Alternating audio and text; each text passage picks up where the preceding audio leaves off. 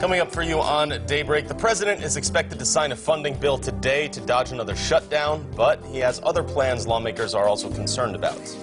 And some students from Parkview High School have teamed up to create their own business making and selling products. Plus, we continue our bond issue or big bind look at schools asking for help on building renovations. We'll have these stories and more for you on Daybreak.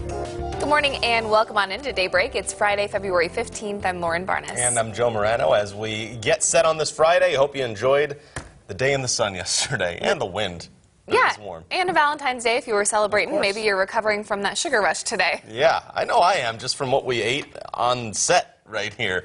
But it is going to be cold today, and that's what we have to get ready for. Winter weather advisories galore for Elisa Rapid Track, right? Yeah, we're looking at both snow and ice accumulations today. Depending on where you're at, you'll either see more snow and more ice, or a mix of everything in between in Springfield. All right, break it down and for us. This goes for a while, right? It goes until midnight tonight.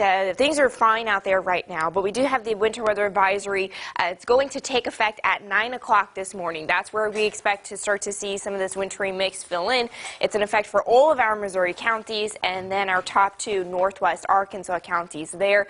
This area to the west, it goes until 9 p.m., but we'll have it less through the day today. Again, just cloud cover out there right now. Things are dry and smooth sailing on the roads. Temperatures are much colder at 20 to 25 degrees colder than yesterday. It's 27 in Springfield, 23 in Rolla, and 30 in West Plains. Winds out of the north, and that's what's bringing in that cold air. So wind chills this morning are in the teens. You want to make sure the kids have a couple of layers, at least hats and gloves out there this morning. So fine this morning. Then we're looking at increasingly slick conditions through the afternoon. I think the dismissal and the evening commutes will be most impacted here today. We're looking at a wintry mix through dismissal, again 30 degrees. We've got snow accumulations and ice accumulations to break down for different parts of the area. We've got you covered in 10 minutes.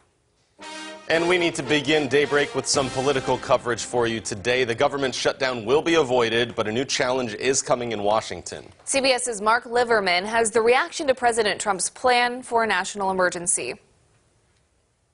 President Trump is planning to declare a national emergency today, arguing the situation at the southern border is a humanitarian crisis. The yeas are 83, nays are 16. Yesterday, Congress overwhelmingly approved a spending package to fund the government and avoid another partial government shutdown.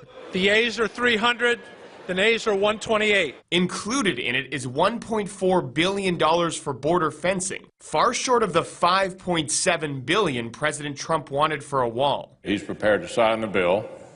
He will also be issuing a national emergency declaration at the same time. Declaring a national emergency would give the president the authority to redirect funds from other projects without congressional approval. Taking from far less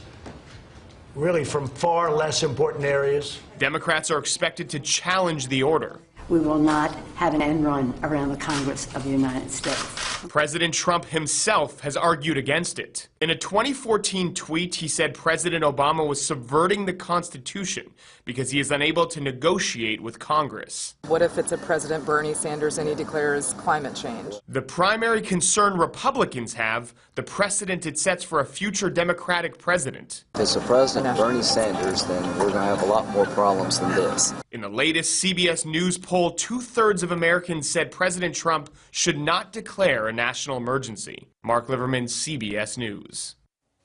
And Democratic leaders didn't specify how they'll challenge the emergency declaration just yet. But it is expected to be immediately contested in federal court. Following up on another story for you this morning, Missouri's newly appointed Attorney General Eric Schmitt rolled out the Safer Streets initiative designed to reduce and prosecute violent crimes.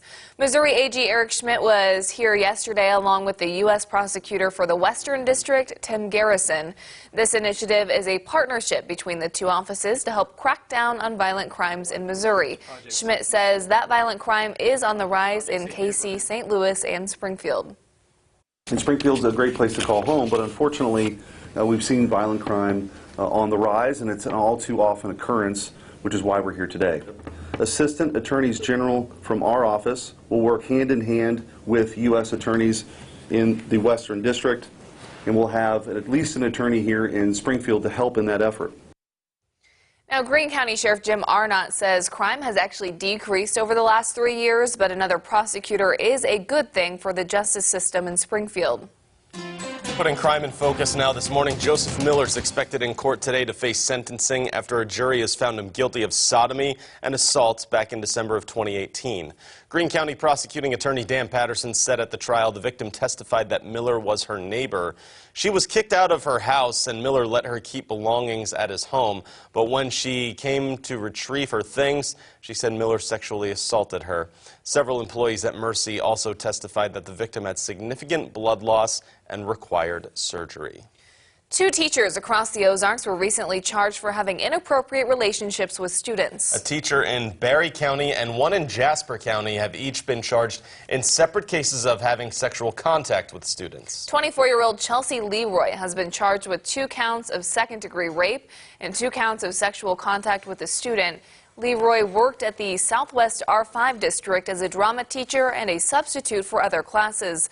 She allegedly began texting the 16-year-old victim last fall. The victim says the relationship became physical a few weeks after that. 23-year-old Bailey Turner has been charged with 1 count of sexual contact with a student. She worked in the Sarcoxy School District, and Turner has resigned. The school has also asked the state to revoke her teaching license. We switch gears now to a story that's positively Ozarks for you. 2 groups of students attending Parkview have teamed up to start a business in order to expand their skills. Our Hannah Zettel spoke with these budding entrepreneurs and got an exclusive look at their business plan. That's right, guys. Special education students at Parkview have pioneered their very own dog treat business where they mix, bake, package, and sell their treats online and at events. Parkview High School students traded in pencils for rolling pins when the special education department started a student-run business. It's all about empowering the students, and so that's why we created it. The Parkview Barkery sells homemade dog treats in a variety of flavors, including peanut butter, blueberry, and pumpkin. We put water in it, oil, we roll it out, and we cut them out. We get to ice them, package them, and make them. Functional skills teacher Kim Duncan wanted a way for students to develop business skills and wrote a grant to Springfield Public Schools in 2017. Duncan fired up the oven soon after. We wanted our students to be able to experience business, and we wanted to bring a real-world experience into the classroom. We thought, okay, how is that going to happen? And we thought, we've got to have a business. Special ed students collaborate with a marketing class called DECA and even work together to create the bakery's logo. So they actually created the logo, and we had lots of different ideas and sketches, and we spent a lot of hours and days coming up with that. Not only did it impact me because I've learned a lot just by creating a business plan, but it also just helped me develop a relationship with each and every one of them. Teachers hope the bakery will allow students to graduate from Parkview feeling like they've learned a new skill. There's a lot of lessons in this. There's math, there's social skills, and they're reading too. So we have like a curriculum built into our program. I had one student, when we were making the dog treats, he came up to me and he said, Miss Kim, he said, I have skills. And I said, you do? I said, what skills do you have? And he said, well, he said, I know how to make dog treats. And I said, how does that make you feel? And he said, well, he said, it makes me feel very proud. Skills they have indeed. Parkview Bakery has sold treats all over the country, from Florida to Ohio. And as for the dogs, one student, Jaden, told me his dog swiped a whole bag and opened it without anybody noticing. Back to you. Okay, those treats must be pretty good. Hannah, thank you. Still ahead on Daybreak, Amazon wipes out its plans for one of its new headquarters locations. And big money made from an old video game. We'll explain in your Money Watch straight ahead. From Color 10 Ozarks First, Lauren Barnes, Joe Morano, and weather with meteorologist Elisa Raffa. This is Color 10 News Daybreak.